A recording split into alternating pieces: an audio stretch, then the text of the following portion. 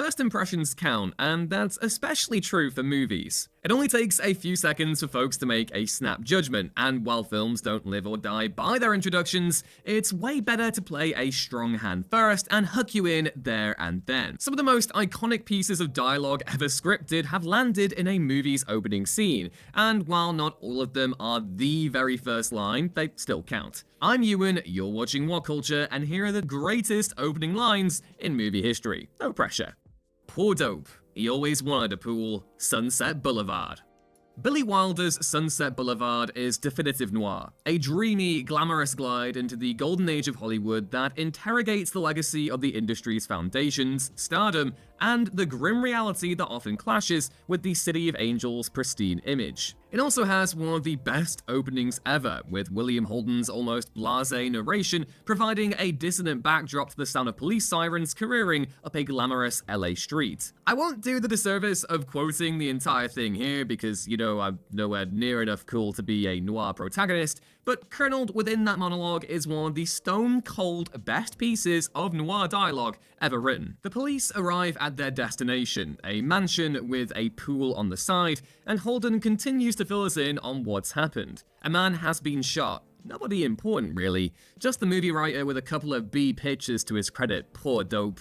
He always wanted a pool. Immortal dialogue, made all the more deliciously ironic by framing the police in this scene as some kind of ghoulish paparazzi. Perfect movie. Who am I? You sure you want to know? Spider-Man. Sam Raimi's Spider-Man films are the perfect distillation of the DNA that made Stan Lee and Steve Ditko's creation such a phenomenon, and this is made clear in the 2002 movie's opening lines. For as much as we know Spider-Man as a wisecracking kid with cool powers and a great costume, the core of the character is tragedy, and indeed relatable tragedy. Peter Parker was a working-class kid struggling to fit in and do the right thing, and those stories, particularly as the comic transitioned into the Jerry Conway John Romita years, which the 2002 movie takes a heft of inspiration from, sometimes ended in punishing circumstances. This is exactly what Tobey Maguire's opening monologue tells us in the first Spider-Man film. The opening question challenges our expectations of who Spider-Man is, while reiterating the tragic credo of Parker's character. The story of my life is not for the faint of heart. If somebody told you it was a happy little tale, somebody lied. But it's not all doom and gloom. Peter's narration balances those ominous opening jabs with another core aspect of Spidey, the soap opera romance. Pretty much everything you need to know about the character is in those first 5 minutes. You can't get a better introduction. Choose life, choose a job, choose a career, choose a family. Trainspotting. Trainspotting is a perfect movie for the time that it released him. I don't mean that as in it's aged poorly, far from it obviously, but rather that its nihilistic Iggy Pop composed opening is a stellar counterbalance to late 90s Britpop, New Labour, and the general resurgent enthusiasm of Cool Britannia that defined UK pop culture throughout the decade. Ewan McGregor's breakout performance as Mark Renton, a spiraling heroin addict in Edinburgh, explodes in the film's opening, which contains the aforementioned nihilistic manifesto. Choose life, choose a job, choose a career, choose a family. Renton's scathing contempt for life as we know it, delivered expertly by McGregor, enshrines Trainspotting's opening monologue as one of the very best. Between the time when the oceans drank Atlantis, Conan the Barbarian. Although Conan the Barbarian isn't top tier Arnie for me the same way Predator or Terminator 2 is, it's still a cracking good time and an impressive gargantuan production helmed by John Milius. Robert E. Howard's Conan books immersed readers in one of the most fully realized fantasy worlds ever, and Milius did a stunning job of transplanting it to live action. Conan the Barbarian actually has 2 great openings. The narration from Mako, who many of you may recognize as the voice of Aku from Samurai Jack, and a sequence that focuses on a young Conan's tribe being massacred by Thulsa Doom. Both are great and endlessly quotable, but the former contains one of the best first lines ever. Between the time when the oceans drank Atlantis and the rise of the sons of Ares, there was an age undreamed of. And unto this, Conan, destined to wear the jeweled crown of Aquilonia upon a troubled brow. It is I, his chronicler, who alone can tell thee of his saga. Let me tell you the days of high adventure. And then bam, straight into Basil Poldoris's epic theme. Ugh, it's just great. You brought 2 too many, Once Upon a Time in the West.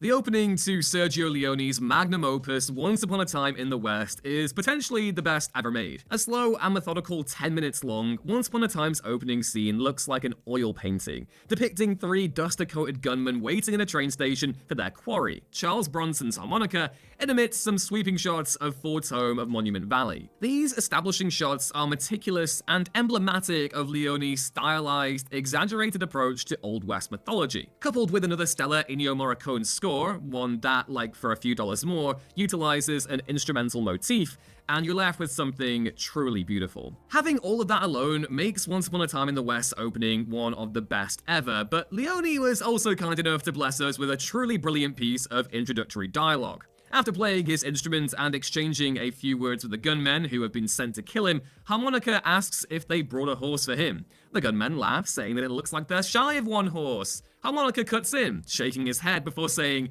"You brought two too many," before gunning them down in one smooth motion. For a few dollars more will always be my favorite Leone on account of the whole Lee Van Cleef factor, but there's no beating Once Upon a Time in the West intro. Life is good in Los Angeles. It's paradise on earth. LA Confidential. A perfect adaptation of the original James Ellroy text it may not be, but Curtis Hanson's 1997 noir masterpiece, LA Confidential, is still damn fine cinema. The film diverges from the novel in many key areas, one of the most notable being the opening, which in the book picks up with Buzz Meeks after the events of the Big Nowhere in an epic shootout with, well, those who know. In the film, however, we're treated to a glorious narration from Danny DeVito as Sid Hudgens, a contributor to celebrity scandal sheet Hush Hush magazine. Striking a dissonant tone, Hudgens' ironically rosy depiction of Los Angeles belies its sinful undercurrent, juxtaposing pristine Golden State imagery with montages of Mickey Cohen's goons getting unceremoniously whacked by persons unknown. It's a great approximation of what made Ellroy's LA Quartet so compelling, even if later parts of the story trade the book's nuance for more traditional Hollywood heroics. The world has changed. I feel it in the water. I feel it in the earth. The Lord of the Rings, The Fellowship of the Ring. The opening for The Lord of the Rings, The Fellowship of the Ring, is up there with the original Star Wars in terms of immediately immersing the viewer in a given mythology. Whereas Star Wars was flashy, bombastic, and somewhat scary. Don't tell me you didn't find Vader scary when you were a kid, that would just be a lie. Fellowship's is more mysterious, ethereal, and dark. No character embodies those three things more in that trilogy than Cate Blanchett's Galadriel, so it makes sense that she was given the lofty task of reeling the viewer into Tolkien's mythos. Those opening lines immediately set the stage for the struggle that's to come, and make that first trip to Bag End all the more bittersweet. This is the universe. Big, isn't it? A matter of life and death. The film contemplates the fragility of life, death, our place in the universe, and what we do with the gift that is living. I don't want to delve too heavily into synoptic narration here, but given I doubt as many people have watched this film as they maybe should have, I'm going to provide a brief spoiler-free overview of the story, and why its opening is so damn touching. A Matter of Life and Death tells the story of an RAF bomber pilot, Peter Carter, played by real-life World War II veteran David Niven, who survives a mission he shouldn't have and ends up falling in love with an American radio operator who heard him go down over the English Channel, June. Carter should have perished, but was prevented from going over to the afterlife because a conductor, an angel essentially, couldn't find him over the English Channel's fog. Thus ensues a battle between Carter and the ostensible afterlife over whether or not he should be able to continue living on Earth. It's a beautiful, romantic story, rendered in beautiful Technicolor and black and white, and an inspirational post-war effort from the two British filmmakers. The opening to A Matter of Life and Death conveys all of this pretty quickly. The establishing shots are of our solar system, and they, coupled with the narration, immediately question our significance. This is the universe. Big, isn't it? Yeah, it is. And we've just spent the last 6 years destroying our tiny blue marble. The intro shifts from the tranquility of space to the fiery carnage on Carter's Lancaster as he makes peace with death and questions what the next life will really look like. Not much else to add, I just really love this one. What's this war in the heart of nature? The Thin Red Line.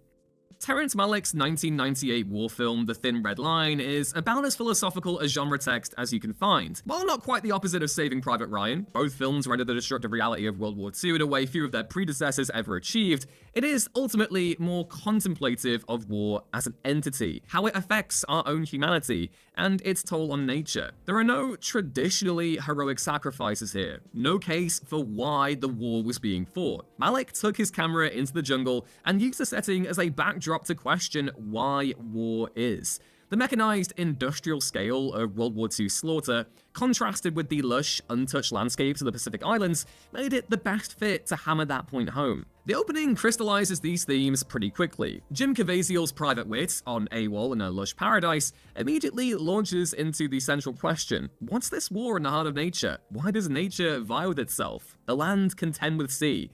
Is there an avenging power in nature? The Thin Red Line is reckoning with the idea that war is nature, and if it isn't, will nature avenge what we have taken?